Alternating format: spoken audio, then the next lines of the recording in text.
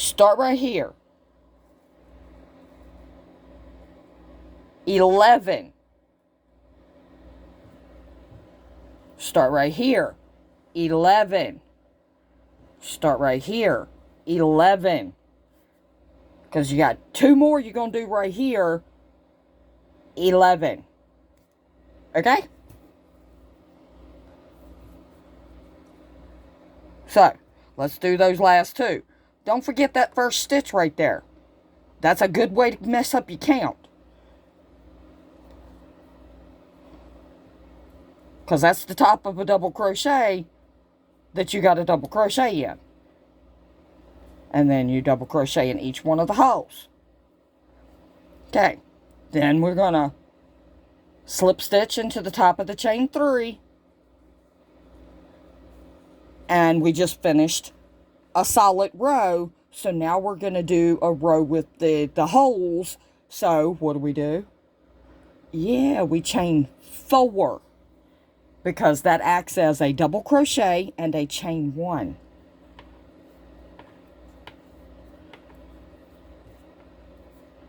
Okay. Now, that is this stitch right here. Okay. This little half stitch right here. That one. It looks kind of wonky because this looks like it's only half because it's pulled up from this. That's the next stitch. But we're working a whole row, so we're going to skip that little half and we're going to go into the next. And we're going to work a double crochet. And we're going to chain 1. And that's how we're going to get our holes going all the way around this row. And that's all this pattern is. It's a 2-row repeat. You do a row of solid, a row of holes, a row of solid, a row of holes, solid, holes, until you get it as big as you want it. If you want to make it into a 4-panel tank top, a tunic tank top, my suggestion would be, I would probably do, I don't know, 15, 16, 17, even 18 rows, depending on how big you are. The bigger you are, the more rows you're going to need to do. That's just physics, not me. But you want to end, if you're going to do this in a tank top, you want to end on a solid row. Okay? So when you make it big, if you're going to do a top,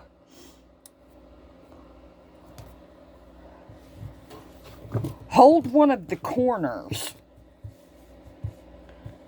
up to your boob. Sorry about the language. But yeah, hold it up over your breast area. And see how far down it hangs. You should be able to judge from that if you're gonna need more rows, or if you've got enough, or maybe even have to back it out a couple of rows. Okay, but that's all going to be all for today, because I'm over 30 minutes. Just keep working them rows. And if you're going to work it exactly like me, I did 6 rows. And I purposely ended on a row of the holes, because I knew I was going to put a white, same kind of cotton yarn, a white border around it in single crochets before I sewed my squares together. Okay, and in my corners with my border, I did 4 single crochets. Okay, that helps it round and lay flat. See? And when you're sewing it together, you can lay this and another color together, and stitch for stitch, you should have the exact same count. And then when you get over here to the corner, you just do 2 stitches. That leaves 2 stitches. And the reason why you want to leave 2 stitches is because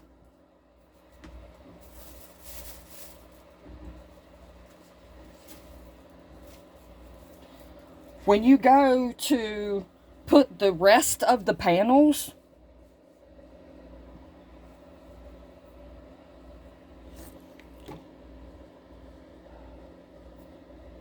those stitches are going to line up just like that. Because after you put those 2 stitches here of whatever join you're going to do, then you're going to jump over here. And you're going to, in that corner, skip the first 2 here. Skip the first 2 here. And in the third, you're going to start your join. And then do your next one. And then work it stitch for stitch all the way across. Okay? Once you get it that way as much as you want, then you're going to start seaming it up this way. And where you join here, when you start seaming it up this way, you're just going to jump right over the seam and continue. Now, that works either way you want to do it. If you want to join them from behind, if you want to join them from the front, however. Okay, but like I said, this has been almost an hour now. I'm going to get off of here. And tomorrow, I'm going to come back, and tomorrow we're going to have our square finished. And I'm going to take my white, and I'm going to show you how I put a border up around my square. Because like I said, I'm going to end on a row that has the holes. Okay, I like even numbers. So 6 rows worked for me. Alright, so tomorrow we're going to do a border. And maybe Wednesday we might sew them together and show the finished product. Wouldn't that be cool? I think it'll be well, no, I showed finished projects before. Okay. Alright, well, if you like this kind of video, give me a thumbs up.